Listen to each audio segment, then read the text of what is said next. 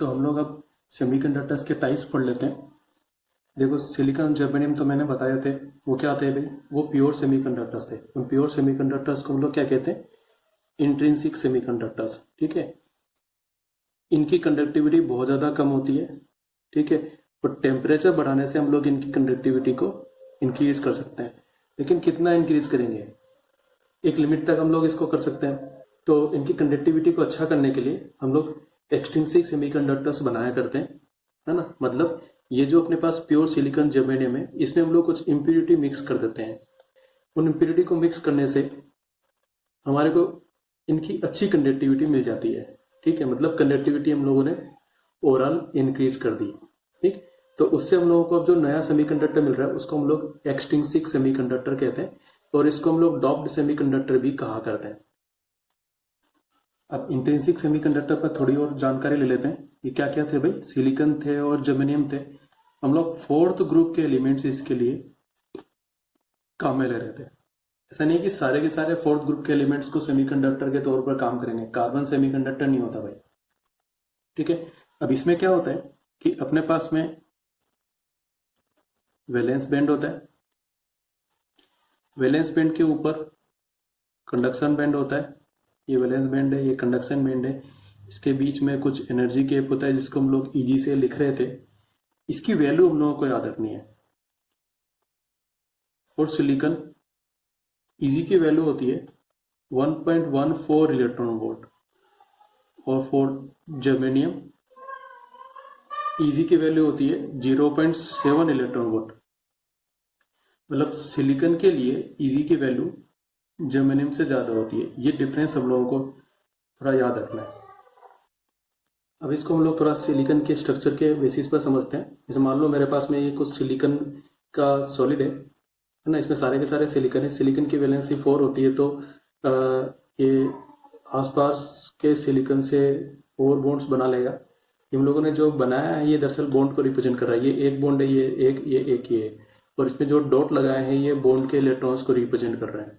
तो हर बॉन्ड में हमारे पास में 2 इलेक्ट्रॉन्स है। ऐसा नहीं सोचना है कि ये डबल बॉन्ड है, डबल बॉन्ड नहीं है, ये सब सिंगल बॉन्ड है। ये खाली इनको शो करने का तरीका है। अब हम लोग ऐसा बोलते हैं कि रूम टेम्परेचर पर सिलिकॉन का कोई भी बॉन्ड का इलेक्ट्रॉन, जैसे सपोज ये इलेक्ट्रॉन है, ये इलेक्ट्रॉन यहाँ से निकल कर फ्री हो जाता है। ठीक है, और ये जो इलेक्ट्रॉन है मान लो ये यहाँ आ गया, तो ये इलेक्ट्रिसिटी कंडक्ट करने के लिए अवेलेबल हो गया। ये हमारा इलेक्ट्रॉन है जो अब फ्री है, और जहां से इलेक्ट्रॉन गया है उस जगह पर एक वैकेंसी क्रिएट हो जाती है जिसको हम लोग होल कहते हैं। क्या बोलते हैं, होल। ये रूम टेम्परेचर पर होता है। ये इलेक्ट्रॉन और होल दोनों ही इलेक्ट्रिसिटी कंडक्ट करने में काम आते हैं। मतलब इन दोनों को हम लोग चार्ज कैरियर्स कहा करते हैं यहाँ पर। अब एनर्जी बैंड के बेसिस पर हम लोग इसको कैसे बोलते हैं कि मान लो ये अपना वैलेंस बैंड है और इसके ऊपर ये अपना कंडक्शन बैंड है। ठीक है, तो वैलेंस बैंड में क्या हो गया, इलेक्ट्रॉन्स जंप करके कंडक्शन बैंड में पहुंच गया। तो एक इलेक्ट्रॉन जंप करके यहाँ आए तो उसकी जगह पर यहाँ पर एक होल बन जाएगा। ठीक है, और इलेक्ट्रॉन जंप करके, जैसे मान लो इस जगह से एक इलेक्ट्रॉन जंप करके यहाँ आता तो इस जगह पर भी होल बन जाता। ये अपने होल है, इनको हम वैकेंसी कह देते हैं। एक वैकेंसी क्रिएट हो आती है। तो इलेक्ट्रॉन पर हम लोग ई नेगेटिव चार्ज मानते हैं, तो इस पर हम लोग ई पॉजिटिव, मतलब चार्ज जितना का उतना ही मानेंगे, है ना। लेकिन अब जो उसकी पोलरिटी होगी वो पॉजिटिव होगी। ठीक है, इसको हम लोग ई प्लस की तरह से मान सकते हैं, खाली चार्ज के रेफरेंस से। देखो ये क्यों होता है, क्योंकि रूम टेम्परेचर पर इन इलेक्ट्रॉन्स को थर्मल एनर्जी मिल जाती है। ये वर्ड हम लोगों को ध्यान रखना है।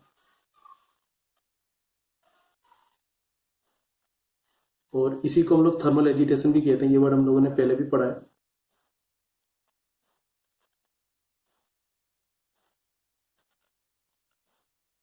अब ऐसा नहीं है कि सारे के सारे बॉन्ड ये ब्रेक हो जाएंगे थर्मल एजिटेशन से, है ना। होता क्या है कि ये ब्रेक तो होते हैं लेकिन बहुत ही कम नंबर्स में ब्रेक होते हैं, है ना।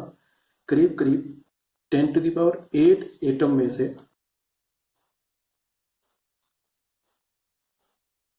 एक इलेक्ट्रॉन होल पेयर बनता है भाई, इतना कम। इसलिए इनकी कंडक्टिविटी काफी ज्यादा कम होती है। अब देखो जितने इलेक्ट्रॉन्स कंडक्शन बैंड में आएंगे उतने होल बनेंगे, है ना। तो number of electrons number of holes के इक्वल रहता है। तो रूम टेम्परेचर पर number of electrons number of holes के इक्वल रहता है। इनको हम लोग नंबर ऑफ इलेक्ट्रॉन्स बोल सकते हैं, या फिर ये भी बोल सकते हैं कि कंसंट्रेशन ऑफ इलेक्ट्रॉन्स। ठीक है, तो NH क्या हो जाएगा, नंबर ऑफ होल्स हो जाएंगे, या फिर ये भी बोल सकते हैं कि कंसंट्रेशन ऑफ होल्स। ठीक है, इनके नाम है जो हम लोगों को ध्यान रखने। अब ये दोनों इंट्रिंसिक सेमीकंडक्टर के चार्ज कैरियर्स हैं, तो हम इन दोनों को, इलेक्ट्रॉन्स और होल दोनों को इंट्रिंसिक चार्ज कैरियर्स भी कहते हैं। तो जो इंट्रिंसिक चार्ज कैरियर्स हैं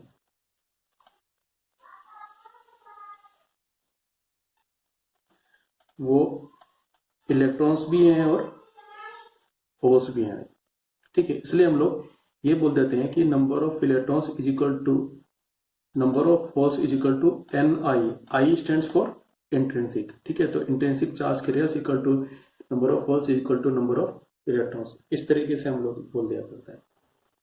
देखो, जो इंट्रिंसिक सेमीकंडक्टर था उसमें इलेक्ट्रॉन होल पेयर बन रहे थे। ठीक है, इसका मतलब ये नहीं है कि इलेक्ट्रॉन होल पेयर बनते रहेंगे बनते रहेंगे बनते रहेंगे, ये हमेशा ऐसे नहीं हो पाएगा। होता क्या है कि कोई पर्टिकुलर रूम टेम्परेचर पर जो जिस रेट से इलेक्ट्रॉन होल पेयर बन रहे होते हैं उसी रेट से वो आपस से रिकम्बाइन भी होते रहते हैं, है ना। तो किसी टेम्परेचर पर इलेक्ट्रॉन होल पेयर का जो जनरेशन रेट होता है वो उनके रिकॉम्बिनेशन रेट की इक्वल हो जाता है। इसलिए इलेक्ट्रॉन होल पेयर की जो कंसंट्रेशन होती है वो कांस्टेंट रहती है। ठीक है, कहीं पर हम लोग ये वर्ड भी सुनते हैं कि जो इलेक्ट्रॉन होल जनरेशन है वो प्रोसेस थर्मल इक्विलिब्रियम में रहता है। ठीक है, या फिर ये बोल दो कि इंट्रिंसिक सेमीकंडक्टर में चार्ज कैरियर्स थर्मल इक्विलिब्रियम में होते हैं। अब देखो, थर्मल इक्विलिब्रियम का मतलब तो ये है कि जितनी हीट निकल रही है उतनी हीट आ रही है ना। तो यहाँ पे क्या हो रहा है, यहाँ पर जब इलेक्ट्रॉन होल पेयर बन रहे थे तो बॉन्ड ब्रेक हो रहा था। तो बॉन्ड ब्रेक होने के लिए तो एनर्जी की जरूरत पड़ती है। इसका मतलब है जनरेशन होने के टाइम पर एनर्जी यूज हो रही थी। तो इसका मतलब ये कि जब वो रिकम्बाइन होंगे तो एनर्जी रिलीज होनी चाहिए, है ना। ये दोनों इक्वल होते हैं क्योंकि rate of generation is equal to rate of recombination. इसलिए जो इलेक्ट्रॉन होल पेयर जनरेशन का प्रोसेस है वो थर्मल इक्विलिब्रियम में होता है, ये इसका मतलब।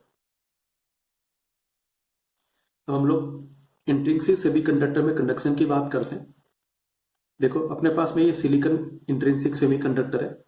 सिलिकॉन की वैलेंसी 4 होती है, इसलिए ये अपने चारों तरफ 4 सिलिकॉन आइटम से सिंगल बॉन्ड से कनेक्टेड है। ये जो डबल लाइन दिख रही है ना, ये सिंगल बॉन्ड ही है। ठीक है, और यहाँ जो डॉट लगा रखे हैं ये इनके इलेक्ट्रॉन्स को रिप्रेजेंट कर रहा है। ठीक है, और इस सिलिकॉन सेमीकंडक्टर को हम लोगों ने बैटरी से कनेक्ट कर दिया है। ये वाला पॉइंट पॉजिटिव से कनेक्टेड है और ये वाला पॉइंट नेगेटिव से कनेक्टेड है। तो इसका मतलब है कि जो यहाँ पर एक्सटर्नल इलेक्ट्रिक फील्ड लग रहा है वो इस तरफ लग रहा है, लेफ्ट से राइट की तरफ, प्लस से माइनस की तरफ। अब रूम टेम्परेचर पर मान लिया इस वाले बॉन्ड से इलेक्ट्रॉन निकल जाता है और ये इलेक्ट्रॉन अब मूवमेंट करने के लिए फ्री है, तो ये किधर जाएगा, प्लस की तरफ जाएगा, या फिर ये बोल दो कि इलेक्ट्रिक फील्ड के ऑपोजिट एक्सिस में जाएगा। ठीक है, तो जब ये जाएगा, इसका मूवमेंट होगा, तो इसके कारण से कोई ना कोई करंट फ्लो होगा। उस करंट को हम लोग IE से शो करते हैं। किससे शो करते हैं, IE से। और इसकी डायरेक्शन किधर होगी बताओ, जब इलेक्ट्रॉन राइट से लेफ्ट की तरफ जा रहा है तो उसके कारण से जो करंट बहेगा वो लेफ्ट से राइट की तरफ जाएगा। तो डायरेक्शन लेफ्ट से राइट की तरफ है। ठीक है, अब जहां से इलेक्ट्रॉन निकला है उस जगह पर होल क्रिएट हो गया। अभी होल कैसे मूवमेंट करेगा भाई, होल तो बाहर नहीं आया ना, ये तो बॉन्ड के अंदर ही है, तो ये बॉन्ड टू बॉन्ड ही मूव करेगा। होगा क्या कि आसपास के कोई बॉन्ड से इलेक्ट्रॉन इस वाले होल को फिल कर देगा।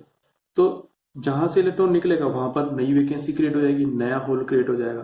ठीक है, तो अल्टीमेटली हो रहा क्या होगा कि ये होल इस तरह से लेफ्ट से राइट की तरफ जा रहा होगा, या फिर ये बोल दो कि होल नेगेटिव टर्मिनल की तरफ जा रहा होगा। ठीक है, तो जब होल फ्लो होंगे तो उसके कारण से कोई करंट फ्लो होगा जिसको हम लोग IS से शो कर रहे हैं, और इसकी डायरेक्शन लेफ्ट से राइट की तरफ होगी क्योंकि होल पर पॉजिटिव चार्ज। तो हमारे पास में दो करंट से, दोनों लेफ्ट से राइट की तरफ है, एक इलेक्ट्रॉन के कारण से और एक होल के कारण से। तो इंट्रिंसिक सेमीकंडक्टर में जो करंट फ्लो होगा, मतलब I नेट, वो किन के कारण होगा, इलेक्ट्रॉन के कारण भी होगा और होल के कारण भी होगा। इसलिए हम लोग बोलेंगे कि I net is equal to IE plus IH। किसके लिए, इंट्रिंसिक सेमीकंडक्टर के लिए। ठीक है, अब इसी चीज को एनर्जी बैंड में कैसे समझ सकते हैं हम लोग? देखो हमारे पास में ये इसका एनर्जी बैंड डायग्राम है। यहाँ पर अपने पास वैलेंस बैंड है और ऊपर कंडक्शन बैंड है। यहाँ से कुछ इलेक्ट्रॉन कंडक्शन बैंड में चले गए तो उतने ही होल बन गए।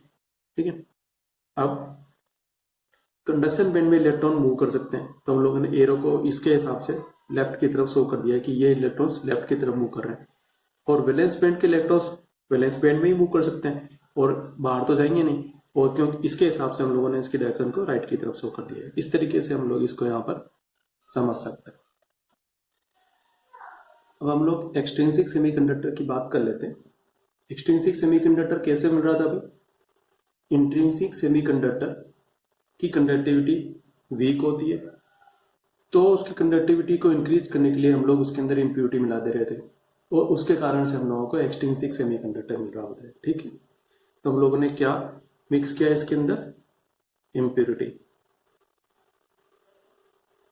इम्प्योरिटी इसलिए बोल रहे हैं क्योंकि हम लोगों ने कुछ एक्सटर्नल मटेरियल इसके अंदर मिक्स किया है। ठीक, अब कितना मिक्स करना है? सारा ही मिक्स कर देंगे क्या? सारा मिक्स करने से बहुत अच्छा कंडक्टर हो जाएगा? अरे तो फिर जरूरत ही क्या है? फिर अपने पास पहले से मेटल अवेलेबल है ना। ऐसा नहीं करते, इम्प्योरिटी को बहुत ही कम मिक्स किया जाता है। इसको हम लोग पीपीएम की कंसेंट्रेशन में मिक्स करते हैं। पीपीएम मीन्स पार्ट्स पर मिलियन।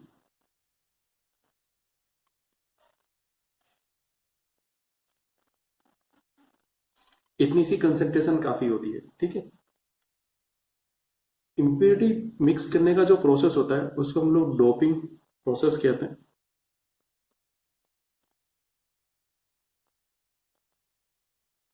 और जो इम्प्योरिटी हम लोग मिक्स कर रहे थे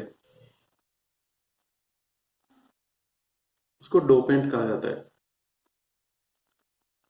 ठीक है, तो ये दो वर्ड्स हमारे लिए काम के हैं, डोपिंग और डोपेंट। अब ये जो हम लोग इम्प्योरिटी मिक्स कर रहे हैं, मतलब जो डोपेंट है, इसकी कुछ प्रॉपर्टी होती है, और जो उस प्रॉपर्टी को फॉलो करते हैं उन्हीं को हम लोग डोपेंट बना सकते हैं। पहली प्रॉपर्टी क्या होती है कि इसको जब हम मिक्स करेंगे तो लेटिस स्ट्रक्चर चेंज नहीं होना चाहिए। ठीक है, और दूसरी कंडीशन ये होती है कि जो डोपेंट का साइज है ना, वो सेमीकंडक्टर एटम के साइज के इक्वल होना चाहिए। ये वाली कंडीशन बहुत इंपॉर्टेंट है, एग्जाम में जब पूछते हैं तो हम लोग को इस कंडीशन को ध्यान रखना है। इसीलिए हम लोग थर्ड ग्रुप और फिफ्थ ग्रुप के एलिमेंट्स यहाँ पर एज ए डोपेंट काम लेते हैं। कौन से ग्रुप के एलिमेंट्स काम में लेते हैं? एक तो थर्ड ग्रुप के एलिमेंट्स और एक फिफ्थ ग्रुप के एलिमेंट्स। जो थर्ड ग्रुप के एलिमेंट्स होते हैं वो ट्राइवेलेंट होते हैं, क्योंकि इनकी वैलेंसी कितनी होती है? 3 होती है। कौन कौन से एलिमेंट्स हम लोग यहाँ पर काम में लेते हैं? बताओ जरा। इंडियम, बोरोन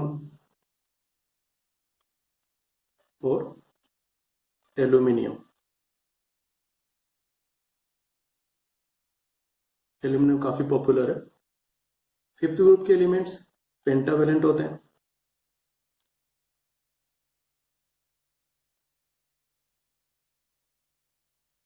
इनकी वैलेंसी कितनी होती है?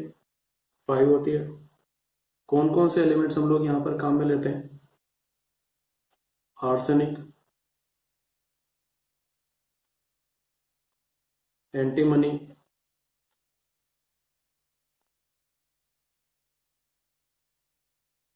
और फॉस्फोरस।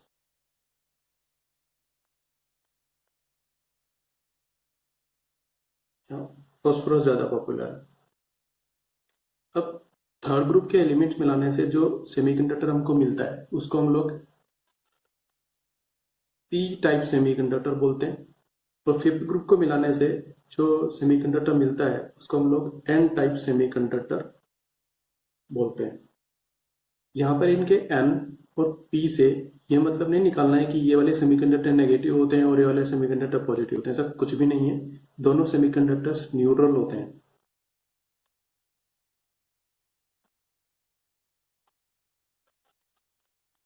ये तो एन इसलिए यूज किया गया क्योंकि यहाँ पर जो चार्ज कैरियर्स हैं वो इलेक्ट्रॉन्स ज्यादा है, मतलब मेजर चार्ज कैरियर्स इलेक्ट्रॉन्स हैं। और यहाँ पी वर्ड इसलिए यूज किया गया क्योंकि यहाँ पे जो मेजर चार्ज कैरियर्स हैं वो होल्स होते हैं इसलिए, और होल्स पे पॉजिटिव चार्ज होता है इसलिए पी काम में ले लिया, और यहाँ पर इलेक्ट्रॉन पर नेगेटिव चार्ज होता है इसलिए एन काम में ले लिया।